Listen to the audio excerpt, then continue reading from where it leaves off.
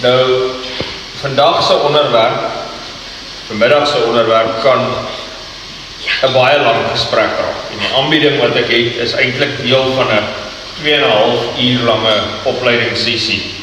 So ons gaan baie vinnig deur dit gaan. Ek gaan baie goed gaan ek net verbygaan, want ons wil daarom die Sabbat sluit en ook 'n kans gee om te gebeur. Ja. Maar voordat ons begin, kom ons sluit ons so. Here, dankie dat U ons seën met hierdie Sabbat. Dankie vir die seën van samesyn, vir die seën van saam wees. Here, ons weet dat U kerk op hierdie aarde geplaas met 'n sending, met 'n doel. En ons bevind onsself baie keer op 'n plek waar ons nie weet hoe om daardie doel uit te leef nie. En ek vra dat U asseblief my hart en ook U kinders wat hier sit se harte sal raak. En ons sal wys hoe ons U doel vir U kerk kan uitleef. Ons bid dit in Jesus se naam. Amen. So ons gaan eers 'n rukkie bly by dors. En die aanbieding was as 'n nagedagte bygesit. Toe ek dink Hanlie of iemand vir my gevra, ek moet prakties gesels oor evangelisasie. Maar toe het ek klaar die preek voorberei oor die meer devotional deel van die evangelisasie. 'n man is in die woestyn besig om te sterf van dors. En dan loop 'n ander man om raak. En hy sê, ek kan sien jy het 'n probleem. En wat jy nodig het, is water. En kom ek vertel jou van water. Water is 'n kleurlose vloeistof. En water se vriespunt is 0 grade Celsius of 32 grade Fahrenheit. En sy kookpunt is 100 grade Celsius of 212 grade Fahrenheit. En as jy dit lank genoeg in hierdie hitte blootstel, dan verdamp water. Water bestaan uit 2 gedeeltes waterstof en 1 gedeelte suurstof, en dis hoekom ons dit H2O noem. En meer as 71% van die aarde se oppervlak is water. En weet jy wat, 'n mens sal sterf as hy nie water kry nie. Maar daarom het ek jou nou vertel van water. En ek kan dink dat hierdie man sal sê, om hemelsnaam, gee my die water. En dis hoe dit in die wêreld is. Die wêreld is dors. En die wêreld is besig om te vergaan van dorsheid. En baie keer besef die wêreld dit, en baie keer is hulle in hierdie dorsheid en hulle besef dit nie eers. Soms is hulle wetend dors, en soms probeer hulle dors na iets onwetend les met ander goed. En 'n rukkie terug is ek op 'n vliegtuig, en ek vlieg tussen Johannesburg en Bloemfontein, vir vergaderings in Bloemfontein, en ek hou van my eie geselskap wanneer ek vlieg, en ek meng nie altyd met die mense wat om my sit, en gesels nie altyd, maar hier sit 'n meisie, 'n vrou langs my, en sy soek geselskap. Sy begin net gesels. Sy praat oor haar lewe. Sy is wat ons noem 'n influencer. En weet julle wat 'n influencer? Mense wat video's maak van hulle lewe. Allerhande video's. En dan is dit die kos wat hulle eet, en die klere wat hulle aantrek, en waar hulle inkopies doen, en dan plaas hulle nou hierdie video's op sosiale media. En sy vertel vir my van hierdie, en ek vra met die vraag, hoe werk dit, die platforms waarop sy werk, en hoeveel views sy kry, en hoe werk die geld wat sy daaruit maak. En uiteindelik vra sy my, jy, wat doen jy? Ek sê, ek is 'n predikant. Vir wat se kerk? Ek sê, die 7de dag Adventiste kerk. Sy sê, ek het nog nooit van hulle gehoor. En sê, okay. Begin nou 'n bietjie vertel wat ons glo in die Sabbat, en ons glo in profesie, en Jesus se wederkoms, en ek kan sommer sien, sy kry so vae uitdrukking in haar oë, en ek los dit toe nou maar, en sy sê vir my, ek glo eintlik in niks nie. En dadelik gaan sy weer aan oor haar views wat sy kry op sosiale media. Mense probeer allerhande goed om die dors in hulle te les. Want daardie views is nie net vir haar, kon ek aflei, 'n bron van inkomste nie. Dis 'n bron van identiteit. Dis 'n bron van iemand sien iets raak in my. Meer views ek kry, meer comments ek kry. Party mense vind daai water wat hulle dink hulle nodig het in hulle beroepe. Hoe meer suksesvol ek in my beroep kan wees, hoe meer ek die leer kan klim van die korporatiewe wêreld, as ek net hierdie verhouding kan laat uitwerk, as ek net, en mense probeer op allerhande maniere die behoefte na iets in hulle lewe vul. Verslawings, geld, rykdom, en alles is uiteindelik te vergeefs, want dit bly net 'n soeke na iets anders. In die Bybel spreek Jesus hierdie dorsheid van die wêreld aan in Johannes 7. Ons gaan net 'n paar versies in Johannes 7 na kyk. Ek wil by die aanbieding uitkom, want dit is die praktiese deel van waaroor ons praat. In Johannes 7 vers 37 tot 39 lees ons die volgende.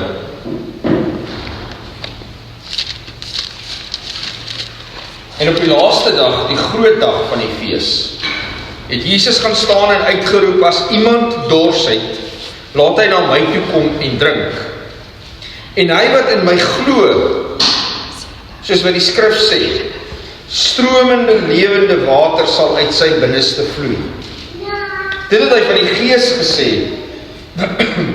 wat die wat in hom glo, sou ontvang.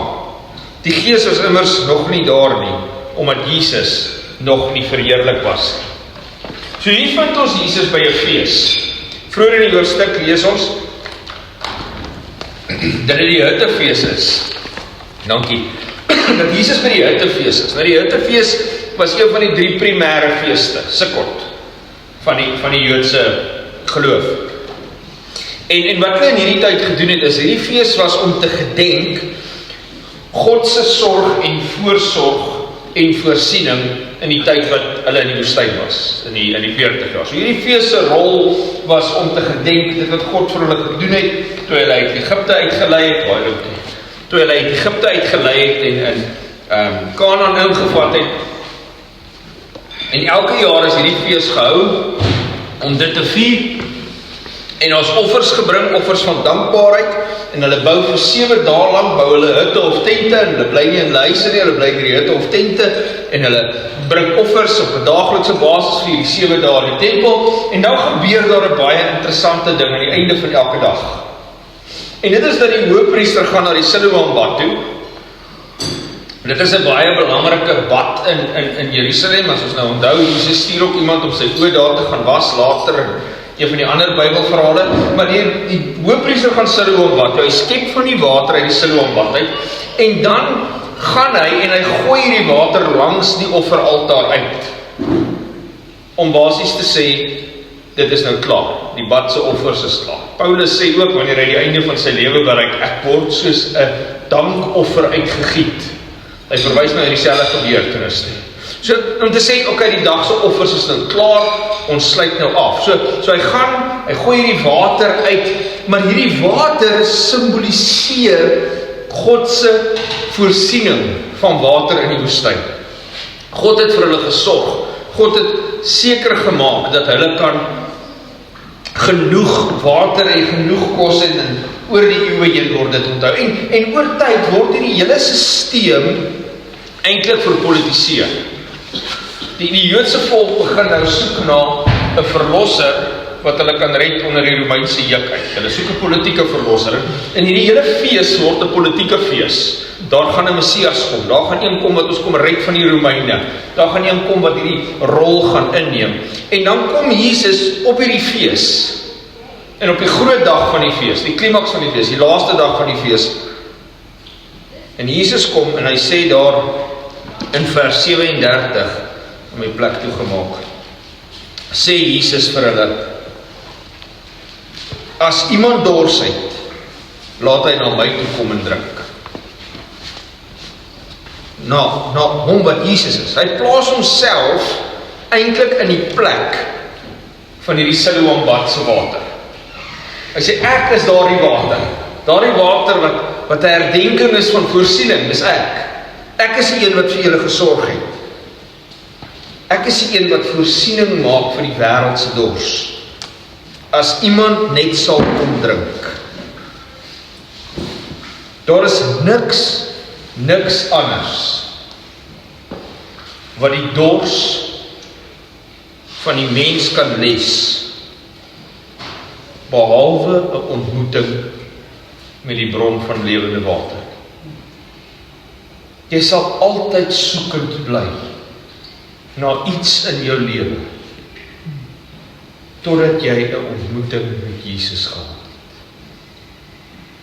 Dis hy wat die smagting van die mens vervul. Hy maak dit hier op hom van toepassing. Hy sê, ek is die een wat vir Israel gesorg het, maar hy maak dit ook geestelik op hom van toepassing. Dit is sy lewe, sy sterwe, sy opstanding, sy hemelvaart, sy bediening in die hemelse heiligdom. Dit is die wederkoms, dit is sy ewigheid saam met hom. Dit alles is die lewende water wat ons nodig het. Hy sê, ek is die bron van vrede en geluk en vervulling, ongeag jou omstandighede. Maar hoe werk dit prakties? Want dis baie teologies gestel.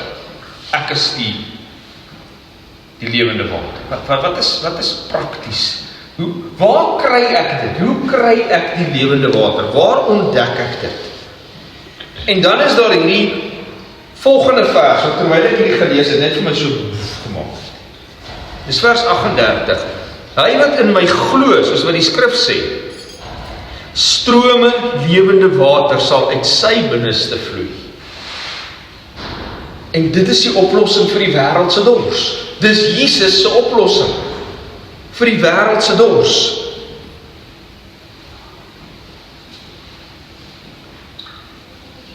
Dat die water van die lewe uit die lewe van gelowiges uitvloei. Dat hulle die is wat die water van die lewe gee. Dat die kerk die strome van lewende water is wat dorstig is met water gee. En Jesus kon allerhande ander maniere gebruik het om hierdie wêreld te bereik met die evangelie boodskap van verlossing. Maar uiteindelik gebruik hy hulle wat in hom glo om die strome van lewende water te word. En hierdie is eintlik 'n voorloper in my gedagte van die sendingopdrag wat kom. Toe Jesus uiteindelik reg is om die sendingopdrag te gee. Sê, gaan en verkondig die evangelie aan alle nasies, tale, stamme en volke. En dan, wat moet jy met hulle doen? Doop hulle. En dan leer hulle om alles te onderrig. Die sendingopdrag, die groot opdrag van die kerk, gaan maak disippels. Gaan maak weer ander wat my volg, sodat hulle weer strome van lewende water kan word, wat weer ander kan bereik wat my volg. OK. Jesus sê, ek is die een wat water het. Julle moet die water gee. Dit vloei uit julle uit, sê hy vir die disippels, maar hoe nou? Hoe werk dit nog steeds? Vers 39.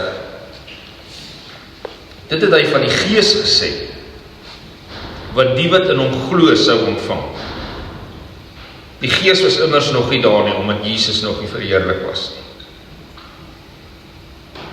Die enigste manier hoe sending, hoe die les van die dors van mense suksesvol gaan wees, is wanneer jy en ek 'n lewende verhouding met God het. Ons kan nie gaan water gee wat ons nie self het nie. 'n lewende, praktiese verhouding met God. En die vraag is, het jy die Heilige Gees? En dit is 'n moeilike vraag vir ons, want ons almal, veral in Adventisme, ons hou van ons klisjées, van ons termes wat ons gebruik. En ons baie goeie verduidelikings van daai termes wat ons gebruik, maar ons almal praat van die laatreëns gaan val. En is wonderlik, en dit is so, daar gaan laatreëns val, en daar gaan groei ontploffings plaasvind, soos God se kinders bewus word. Maar vergeet net vir 'n oomblik van die laatreëns. Werk God nou deur die Heilige Gees in jou lewe. Nou, vandag. Is die Heilige Gees besig om iets te doen in jou lewe? Hoe sal jy weet of hy iets doen? Hoe weet jy of die Heilige Gees in jou lewe werk? Is jy 'n stroom van lewende water? Dis wat die Heilige Gees doen. Hy maak van jou 'n stroom van lewende water. Dit beteken nie jy is perfek nie. Dit beteken nie jy is sondeloos nie. Dit beteken nie uiteindelik kan jy nou vir mense staan en preek nie, want niemand kan nie. Dit beteken dat die Here het in jou lewe begin werk sodat jy ander kan begin bereik. En as jy sê nee, ek dink nie ek is 'n stroom van lewende water. Is daar net een oplossing. Dit is begin bid. Begin bid. Begin by jou verhouding met God. En ek is absoluut bewus en dalk nie bekend nie, maar bewus van die uitdagings wat julle as 'n gemeente kan hê wanneer dit kom by sending en evangelisasie. Ek is bewus dat 'n gemeente wat in 'n plattelandse konteks is, baie unieke uitdagings het wanneer dit kom by sending. Ek is bewus dat 'n gemeente in 'n ander provinsie, in 'n ander konferensie, unieke uitdagings het. Alle gemeentes het uitdagings, maar dat julle gemeente unieke uitdagings het. Dat julle mense ver uit mekaar uitbly. Daar is uitdagings. Maar daar was nog nooit 'n tyd in die wêreldse geskiedenis waar daar nie uitdagings was vir die kerk. Nog nooit nie. En wanneer die kerk gesê het, ten spyte van die uitdagings, gaan ons begin werk aan dit waarvoor ons hier is, het die kerk floreer. Maar wanneer die kerk gesê het, die uitdagings maak vir ons te moeilik, en ons gaan die status quo behou. Ons gaan kerk toe gaan op Sabbate, en in die res van die week gaan ons lewens leef. Het die kerk gekwyt. Dit was nog altyd die storie van die Christene. Die grootheid van 'n kerk, die grootheid van sending, die belangrikheid van mense in die kerk, bepaal nie die sukses van sending. Daar was 'n ou hier in die 1700s met die naam Edward Kimball. Later, 1800s, mid 1800s. Edward Kimball was 'n sonndagskoolonderwyser. Eenvoudig skoenmaker. Maar sy sonndagskoolklasse het net gelyk of elke kind wat daar deur gegaan het, net al hoe rebelser en stouter en slegter geword. En die ou het begin moedeloos raak, want dit lyk nie of hy 'n impak het op hierdie kinders. En eendag is daar 'n ou wat skoene verkoop. En hy kom by Edward Kimball om besigheid te doen, skoenbesigheid te doen. En Edward Kimball deel met hom sy frustrasie met hierdie kinders. En hierdie ou sê, maar vertel my meer. Vertel my meer van die Here.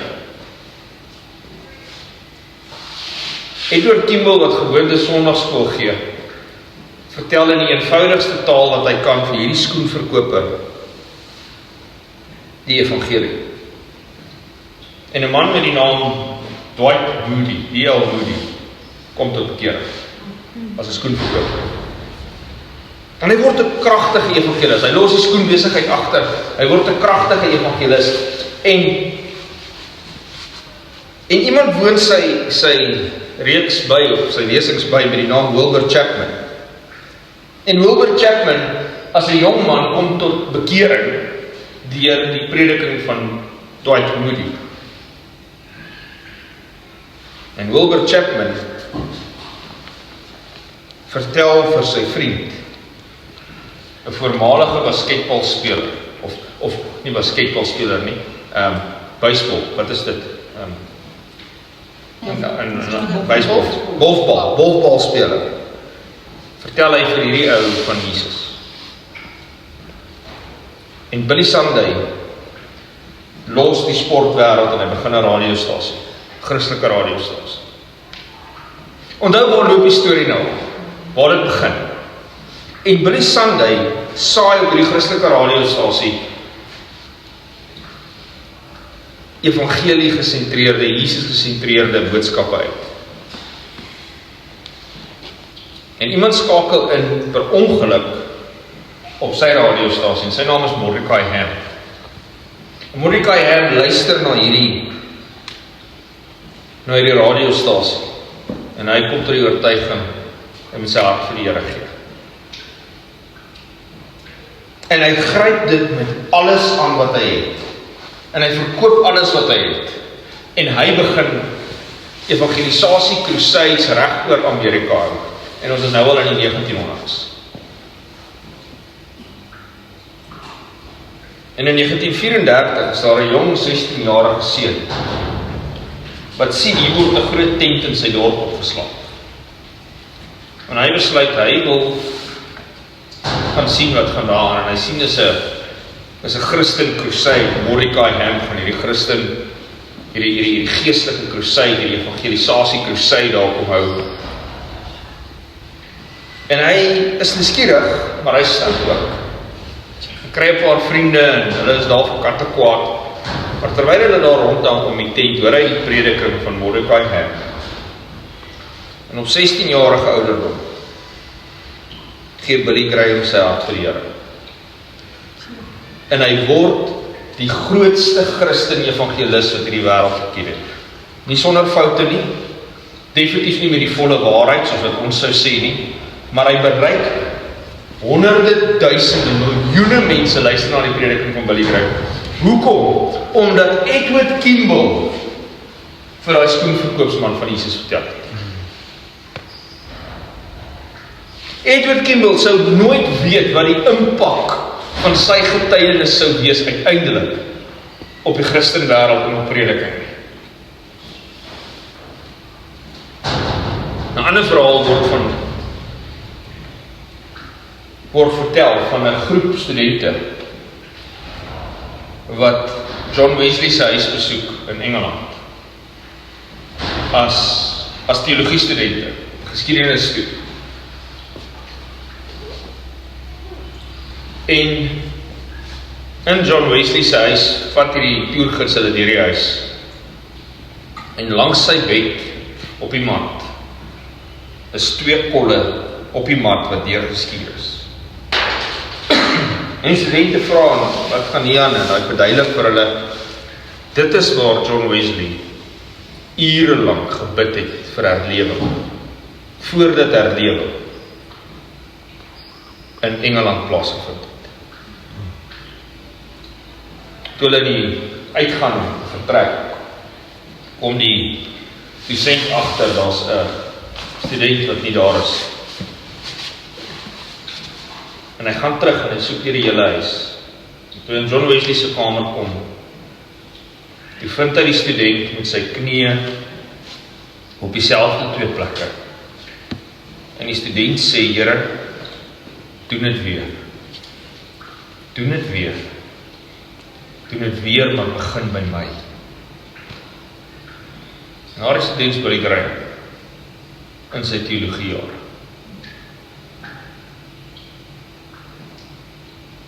Wat keer jou en my om enigiets by te dra vir die groei van God se koninkryk?